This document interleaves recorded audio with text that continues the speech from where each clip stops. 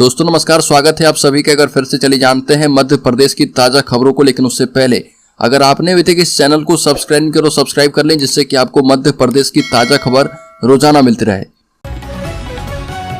सबसे पहले बड़ी खबर, मध्य प्रदेश में कांग्रेस को झटका, नेता प्रतिपक्ष के भाई भाजपा में शामिल।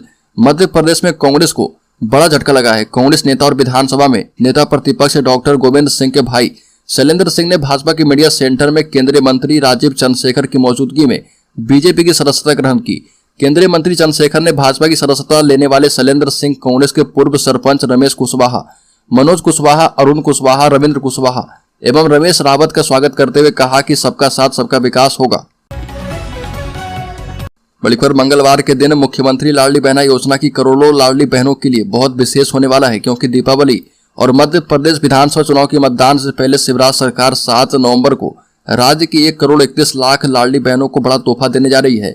मुख्यमंत्री शिवराज सिंह चौहान योजना की छठी किस्त के 1250 रुपए जारी करने वाले हैं और इस सिलसिले में महिला बाल विकास विभाग ने आदेश जारी कर दिए हैं। वहीं मुख्यमंत्री शिवराज का भी बड़ा बयान सामने आया है। बड़ी खबर, बीजेपी प्रत्याशी की सभा में फेंकी गई कुर्सियां, कार्यकर्ताओं और पड़ोसियों के बीच हुई जमकर मारपीट। मध्य प्रदेश में विधानसभा चुनाव को लेकर प्रचार प्रसार का दौर तेज हो चला है। इन दिनों कांग्रेस और बीजेपी के प्रत्याशी लगातार प्रदेश का दौरा करके जनता को साधने में लगे हैं। इसी कड़ी में इंदौर विधानसभा क्षेत्र 1 से बीजेपी प्रत्याशी कैलाश विजयवर्गीय के समर्थन में बीजेपी ने एक सभा का आयोजन किया था, जिसमें आपसी विवाद के चलते कार्यकर्ताओं और पड़ोसियों के बीच जमकर मारपीट हुई, जिसका वीडियो सोशल मीडिया पर जमकर वायरल हो रहा। बड़ी खबर, मायावती ने ईवीएम पर उठाए सवाल, कहा कि वोट जरूर दो क्योंकि कभी कभी इनका सिस्टम भी हो जाता है फेल। बसपा अध्यक्ष मायावती ने निवाड़ी में एक जनसभा को संबोधित करते हुए कांग्रेस और भाजपा पर जमकर हमला बोला और कहा कि कांग्रेस और भाजपा दोनों पार्टियों ने ईवीएम का दुरुपयोग किया है, इस वजह से उनकी पार्टी को नुकसान पहुंचा है। हालांकि मायावती ने लोगों से वोट डालने की अपील करते हुए कहा कि वोट डालने जरूर जाएं क्योंकि कभी कभी इनका सिस्टम फेल भी हो सकता है। बड़ी खबर, भाजपा के स्टार प्रचारकों का लगातार दौरा। 8 नवंबर को स्मृति ईरानी आएगी उमरिया जिले में लगातार कई मुख्यमंत्री दौरा कर रहे। वहीं भोजपुरी सुपरस्टार रवि किशन 6 नवंबर को उमरिया जिले की दोनों विधानसभा सीटों में दौरा करने वाले हैं। इसी के साथ ही भाजपा के चुनाव प्रचार में केंद्रीय मंत्री स्मृति ईरानी जिले की दोनों विधानसभा में 8 नवंबर यानी बुधवार को पहुंच रही है, जहां पर दोनों विधानसभा बांधवगढ़ और मानपुर में वो आम सभा को संबोधित करने वाली है। विजय राघवगढ़ के बिरौली में वह दोपहर को पहुंचेगी और वहां भी आम सभा को संबोधित करने वाली है। बड़ी खबर, रामभद्राचार्य का आरएसएस प्रमुख पर बड़ा बयान, कहा कि सनातन धर्म के बारे में कुछ नहीं जानते मोहन भागवत। जगत गुरु रामभद्राचार्य अक्सर अपने बयान को लेकर सुर्खियों में रहते हैं। वो जहां भी कथा करने जाते हैं वहां कुछ बयान जरूर दे देते हैं, जिससे कि वो चर्चाओं में आ जाते हैं। इसी तरह राजनीतिक मुद्दों पर बयान देने से रामभद्राचार्य पीछे नहीं हटते। ऐसा ही कुछ एमपी के श्योपुर जिले में देखने को मिला, जहां पर रामकथा के दौरान एक तरफ कांग्रेस पर जुबानी हमला देखा गया। और बता दें कि दरअसल जगत गुरु रामभद्राचार्य इन दिनों श्योपुर के गसवानी कस्बे के प्रसिद्ध कोठरी हनुमान मंदिर में रामकथा का वाचन कर रहे। बड़ी खबर, 9 नवंबर को सतना में पीएम मोदी का दौरा। एयरफोर्स टीम ने लिया सुरक्षा का जायजा। प्रधानमंत्री मोदी के सतना दौरे को लेकर तैयारियां जोरों पर चल रही है। एक तरफ जहां स्थानीय प्रशासन अलर्ट मोड पर दिखाई दे रहा, वहीं भारतीय जनता पार्टी के नेता भी उमंग में नजर आ रहे। हवाई पट्टी का जायजा लेने के लिए एयरफोर्स की टीम सतना हवाई पट्टी पहुंची है, जहां पर सभी तरह की सुरक्षा व्यवस्थाओं का जायजा लिया गया। मालूम हो कि प्रधानमंत्री मोदी की सतना में आगामी 9 नवंबर को जनसभा का कार्यक्रम तय किया गया है और जिसकी तैयारियों का जायजा सुरक्षा एजेंसियां लगातार ले रही है। बड़ी खबर, जितनी गालियां देना है मुझे दें, प्रदेश की जनता को धमकाना बंद करें। मुख्यमंत्री शिवराज सिंह चौहान ने कहा कि अब तो कांग्रेस में पानी नहीं बचा है, वह खेतों तक पानी कैसे पहुंचाएगी।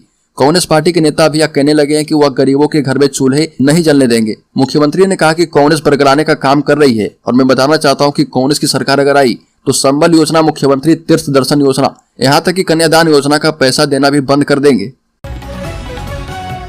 बड़ी खबर, कांग्रेस की जनसभा में पूर्व मुख्यमंत्री दिग्विजय सिंह ने कहा कि चुनाव समिति ने जिसको टिकट दे दिया उसको हम स्वीकार करते हैं और स्वीकार किया भी। श्रीमान जी हमारे बड़े अच्छे व्यक्ति हैं और हमारे मंच के नेता हैं। बता दें कि कांग्रेस प्रत्याशी के समर्थन में आम सभा को संबोधित करते हुए दिग्विजय सिंह ने कहा कि मैंने आज तक ये नहीं कहा कि कांग्रेस पार्टी के खिलाफ कोई खड़ा हो तो मैं उसका समर्थन करूंगा, ऐसा जीवन में कभी नहीं कर सकता। भाजपा पर निशाना साधते हुए कहा कि मैं कहता हूं कि जो नफरत फैलाता है वो सनातन धर्म का पालन नहीं करता। बड़ी खबर, इंदौर में प्रियंका गांधी ने कहा कि मुझे वोट नहीं आपकी जागरूकता चाहिए।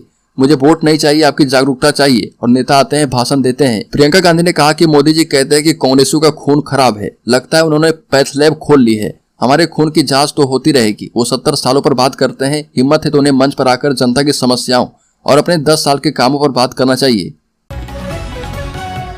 बलिकर मध्य प्रदेश में वह चमत्कार, किसान कर रहा था खेत में जुताई, तभी जमीन से निकली भगवान विष्णु की प्राचीन प्रतिमा। मध्य प्रदेश के गुना जिले के कोलुआ गांव में खेत में जुताई के दौरान किसान को जमीन से भगवान विष्णु की मूर्ति मिली, जिसे काफी प्राचीन बताया जा रहा। जैसे यह खबर गांव में फैली, इस अद्भुत मूर्ति को देखने के लिए लोगों का हुजूम उमड़ पड़ा।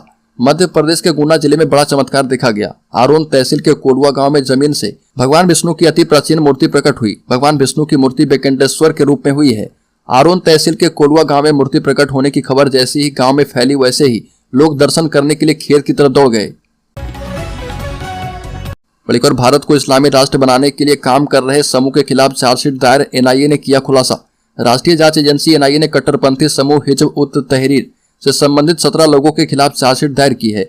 यह समूह जो है हिंसक तरीकों से भारत में शरिया आधारित इस्लामी राष्ट्र की स्थापना करने के लिए काम कर रहा था। बता दें कि भारतीय दंड संहिता एवं गैर कानूनी गतिविधियां अधिनियम की तमाम धाराएं लगाते हुए आरोप पत्र एक विशेष कोर्ट में प्रस्तुत किया गया है। राष्ट्रीय जांच एजेंसी प्रवक्ता ने बताया कि संबंधित मामला 9 मई को मध्य प्रदेश में दर्ज किया गया था।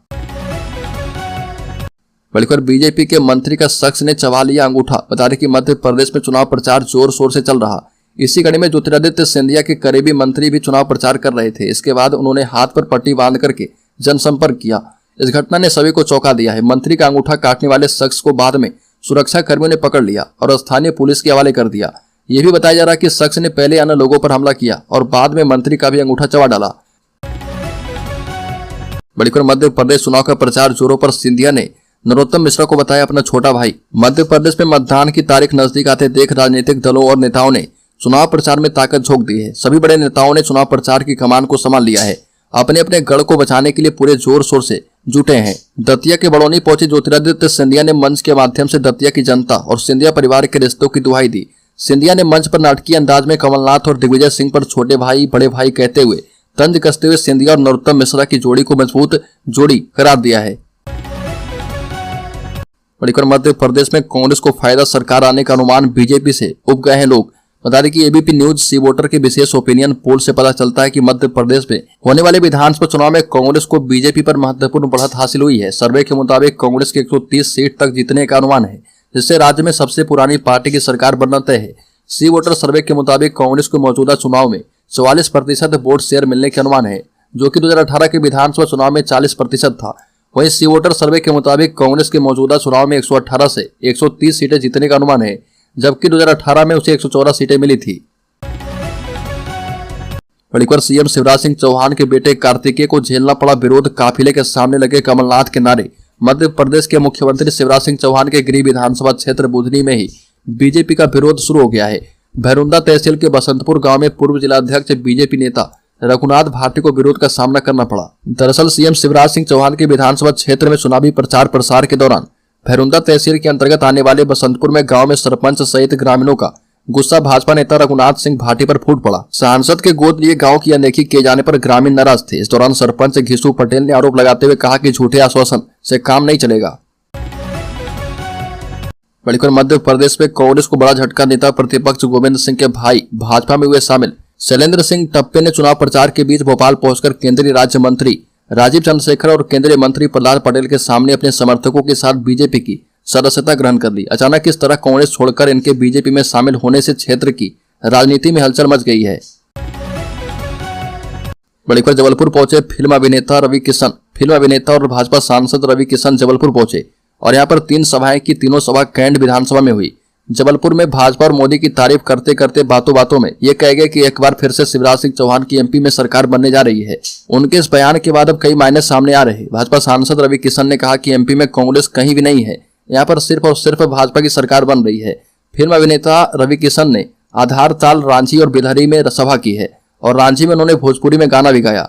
भाजपा सांसद और फिल्म अभिनेता रवि किशन ने कहा कि यहाँ की जनता कह रही है कि कैंट विधायक अशोक रोतनी को इस बार भी 50,000 मतों से जिता रही है।